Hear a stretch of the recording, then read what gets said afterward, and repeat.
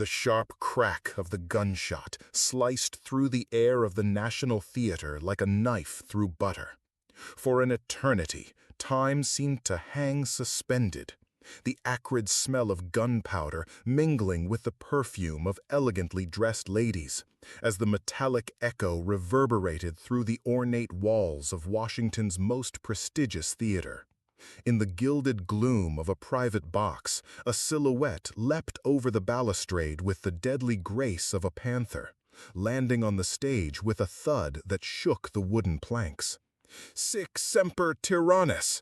The Latin words exploded from the lips of John Wilkes Booth like an ancestral war cry, echoing through the paralyzed audience before his slender figure melted into the backstage shadows, leaving behind only the scent of death and the stifled gasp of a nation that had just witnessed its savior executed before its eyes. Abraham Lincoln had arrived at the National Theater on that night of April 14, 1865, as the most powerful man in America, perhaps the world. His calloused hands, which once wielded axes in the Kentucky forests, now held the reins of a reunited nation after 4 years of devastating civil war. The president who entered the theater stood tall, his 6'4" frame casting an imposing shadow across the crimson-carpeted corridors. His carefully trimmed gray beard framed a face etched with deep lines, invisible scars from every decision that had cost thousands of lives, every sleepless night spent in the presidential chambers while the fate of the Union hung in the balance. The presidential box, decorated with American flags and portraits of George Washington, was a sanctuary of power and prestige. Mary Todd Lincoln, draped in a violet silk gown that whispered with every movement, held her husband's arm with a devotion bordering on desperation. Her blue eyes, once bright, now bore the melancholy of one who had lost 2 sons and witnessed a nation tear itself apart. Beside the presidential couple, Major Henry Rathbone and his fiancée, Clara Harris, completed the quartet nestled in the plush seats, oblivious to the fact that these would be the last hours of normalcy in their lives. 5 years earlier, Lincoln had been just an obscure lawyer from Springfield, Illinois, known for his anecdotes and debating skills. Now he was the great emancipator, the man who had signed the Emancipation Proclamation with a hand that trembled not from fear, but from the historical weight of the moment. His decisions had freed 4 million slaves, reunited a fractured nation, and set constitutional precedents that would echo for generations.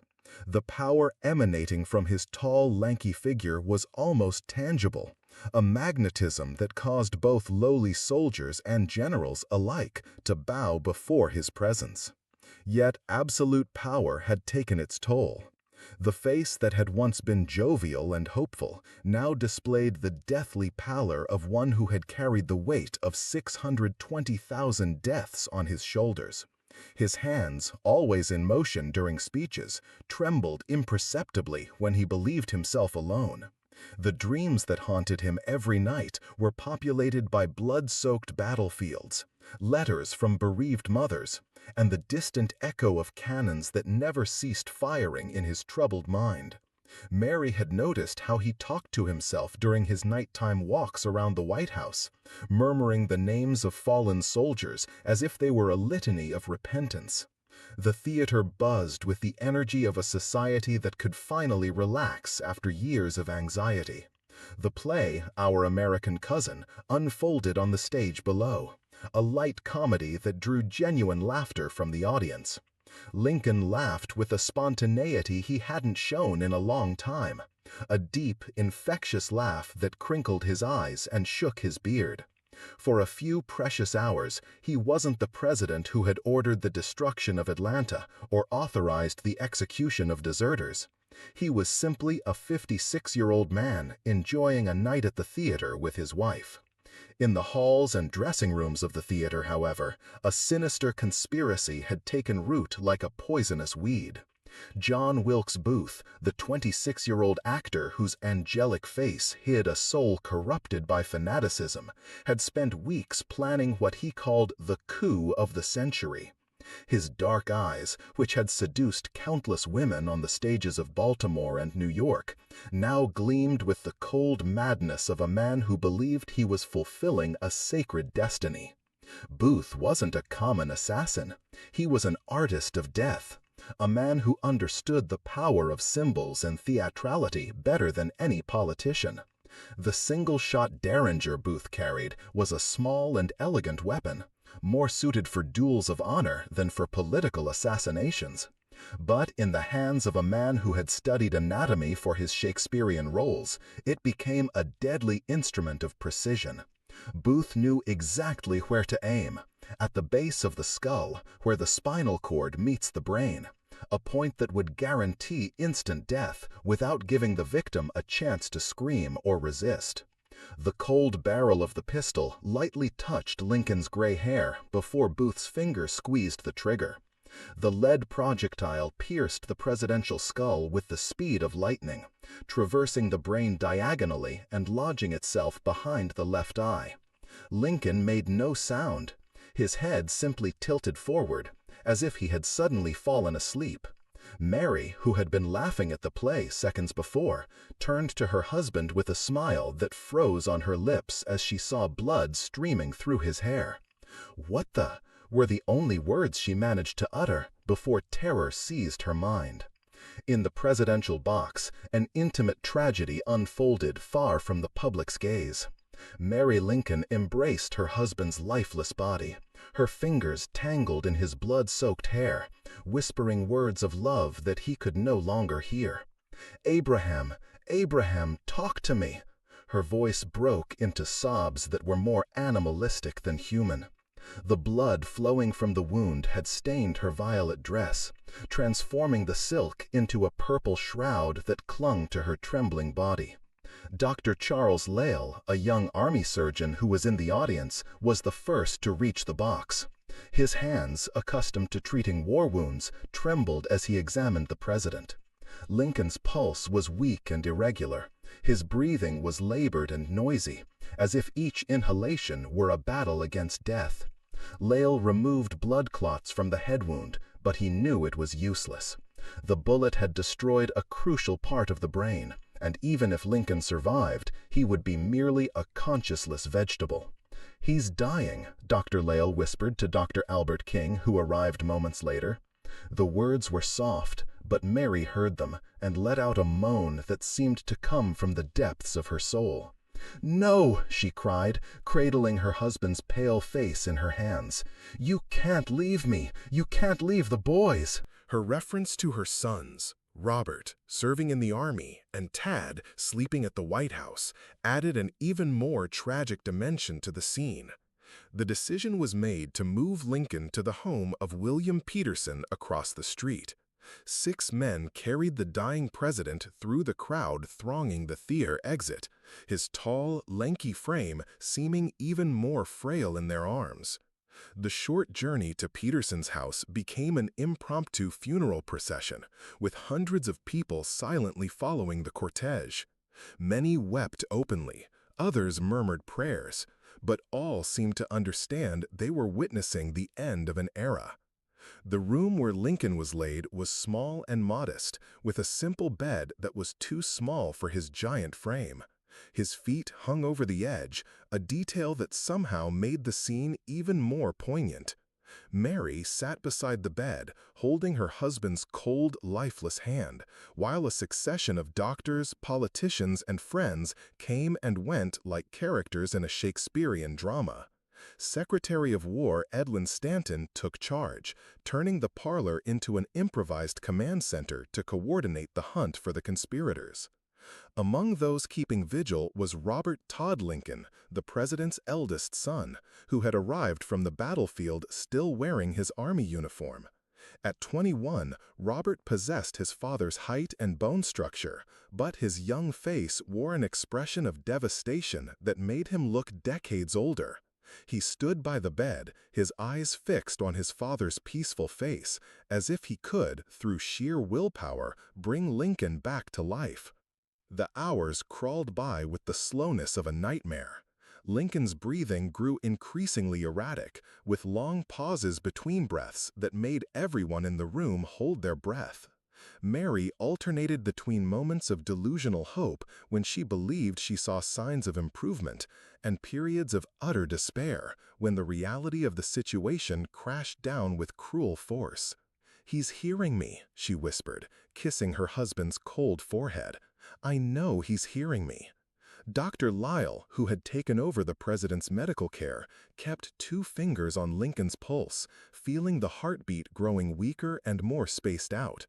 Occasionally, he lifted the president's eyelids to examine his pupils, which remained dilated and unresponsive to light. The medical science of the time could do nothing but keep the patient comfortable and wait for the inevitable. In his diary, Lyle would later write, "I knew I was witnessing the death of a giant, and I felt diminished by the magnitude of the moment." As Lincoln lay dying, Washington City seethed with rumors and panic. News of the attack on Secretary Seward had arrived almost simultaneously, creating the impression that a massive conspiracy had been unleashed to decapitate the American government. Soldiers patrolled the streets, shopkeepers hastily closed their stores, and families locked themselves in their homes fearing that the Civil War might begin again. The air in the Capitol felt electrified, charged with the tension of a nation teetering on the brink.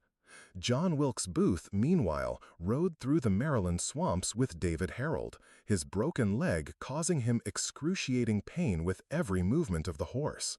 They had stopped at Mary Surratt's tavern to pick up supplies and weapons, then continued to the home of Dr. Samuel Mudd, who treated Booth's leg without asking questions. The assassin's escape had become an odyssey through hostile territory, where every farmer could be an informer and every shadow might conceal Union soldiers. What makes this story even more chilling is that Booth genuinely believed he was performing a heroic act. In his diary, found after his death, he wrote, "I stepped onto the stage of history and shouted, 'Sic semper tyrannis,' before a crowd that couldn't grasp the magnitude of what they had witnessed.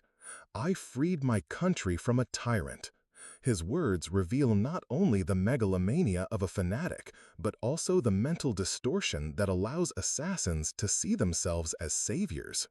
Throughout the night, telegrams constantly arrived at Peterson's house, bringing news of the hunt for the conspirators. Lewis Powell had been captured after the failed attack on Seward, covered in blood and still carrying the knife he had used to attack the Secretary of State. George Atzerodt, who had lost his nerve and hadn't attempted to kill Vice President Johnson, was found hiding in a tavern, drunk and rambling about conspiracies.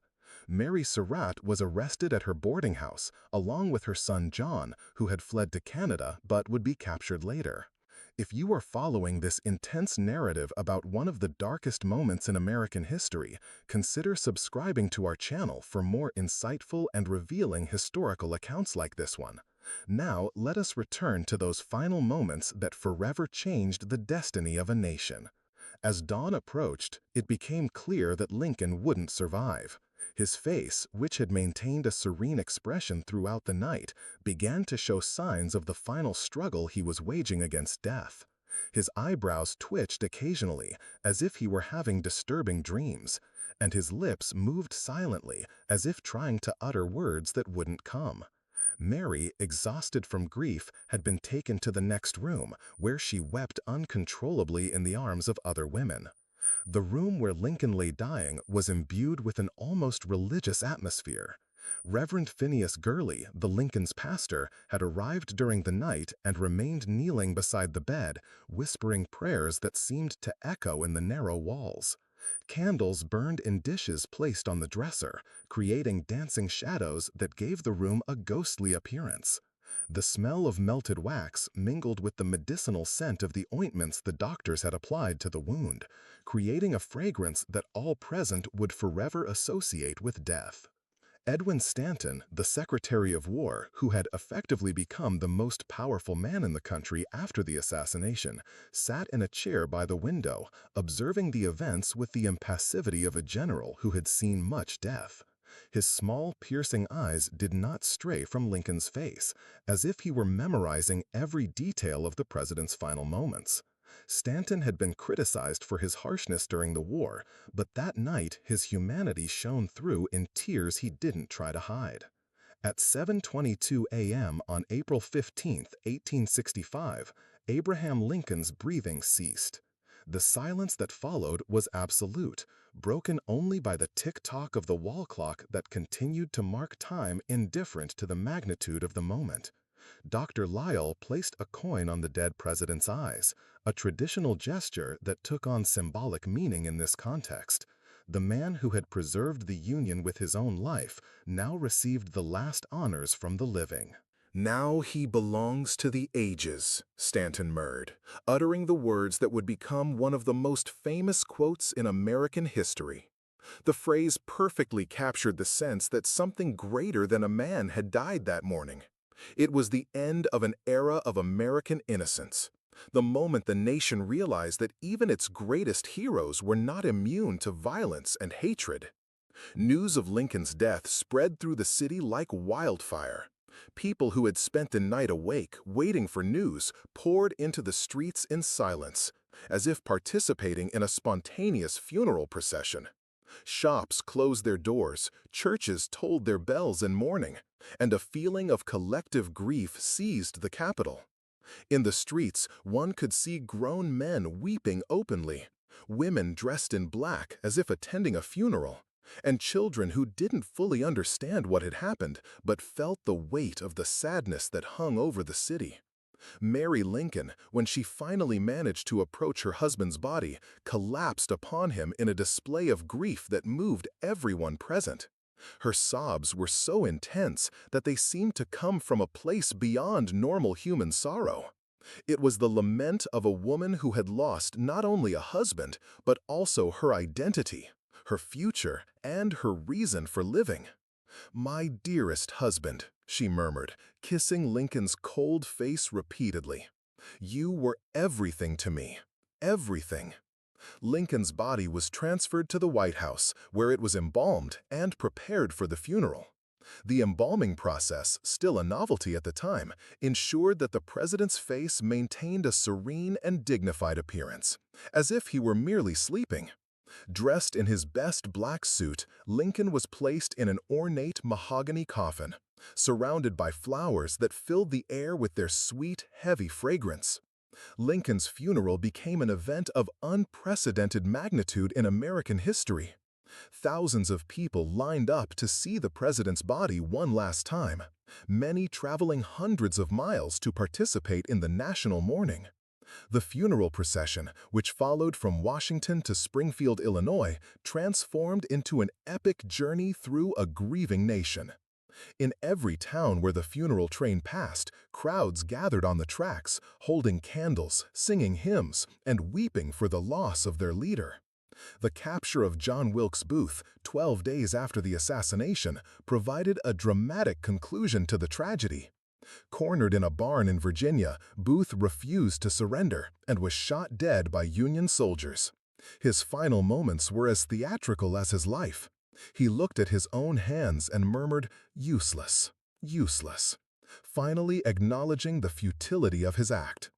His death brought little comfort to a nation that had lost its greatest leader at the moment of its greatest victory. The remaining conspirators were tried by a military commission and sentenced to death. Mary Surratt became the first woman executed by the U.S. federal government, her death raising questions about justice and revenge that resonate to this day. Lewis Powell, David Harold, and George Atzerodt were hanged alongside her in a ceremony that drew thousands of spectators, transforming into a macabre spectacle that reflected the nation's thirst for revenge. The impact of Lincoln's assassination on the American psyche was profound and lasting. It transformed the president from a controversial figure into a martyr, elevating him to the status of a secular saint in the national mythology. The man who had been criticized for his ungainly appearance, his untimely jokes, and his controversial decisions became in death the symbol of American redemption. His death at the precise moment of the Union's victory created a narrative of sacrifice that resonates to this day in the country's collective consciousness. Mary Lincoln never fully recovered from the tragedy. Dressed in black for the rest of her life, she became a ghost-like figure haunted by memories of lost happiness and tormented by visions of her dead husband. Her mental state, already fragile before the assassination, deteriorated completely, leading to her confinement in an asylum by her own son, Robert. She died in 1882, a broken woman who never found peace after witnessing the death of the man she loved. The National Theater, site of the most infamous crime in American history, became a cursed place in popular perception. Closed immediately after the assassination, the building was later used as a government storage facility and then as a museum. Staff and visitors reported paranormal experiences, moving shadows in the boxes, sounds of footsteps in empty hallways, and, most disturbingly, the occasional echo of ghostly applause seeming to emanate from a non-existent audience. Lincoln's legacy, forged in blood on that fateful night, transcended his death to become one of the pillars of American identity. The president who had preserved the Union with his own life became a symbol of the possibility of redemption even in the darkest of circumstances. His violent death, far from diminishing his memory, amplified his historical importance, transforming him from a controversial politician into an almost messianic figure. The Lincoln tragedy reveals universal truths about power, mortality, and the price of leadership. He had reached the height of his power only to discover that even presidents are not immune to the violence of fanatics. His death demonstrated that in a democracy, where power derives from the consent of the governed, there will always be those who prefer to use force rather than accept political defeat. Lincoln's assassination was not merely the end of a life, but the birth of a legend that would continue to inspire and haunt future generations. In the end, the story of Abraham Lincoln, from the young rail splitter who became president to the martyr who died at the moment of his greatest victory, is a meditation on the fragility of human life and the permanence of ideas. His brutal death at the National Theater transformed a night of entertainment into a moment of horror that would echo through history. But paradoxically, it was this violent death that ensured his immortality, transforming Abraham Lincoln from a mortal man to an everlasting symbol of the struggle for justice and national unity.